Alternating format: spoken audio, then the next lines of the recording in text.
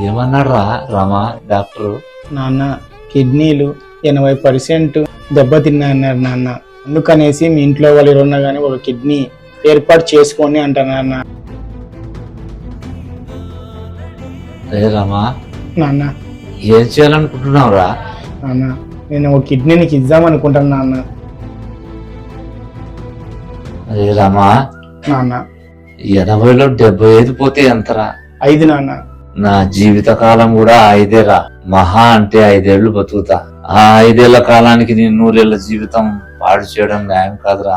నువ్వు నిండు 100 ఏళ్ళు బతకాలి. దేవుడు నాకు ఇంతే రాసి పెట్టాడని బతికేస్తారా రామా? అంత మాట వద్దు నాన్న. మళ్ళా జన్మ ఉంటే నేను నీ కొడుకుగానే పుడతానా, నీ కొడుకుగానే పుడతానా. ఐ లవ్ యు నాన్న, ఐ లవ్ యు నాన్న.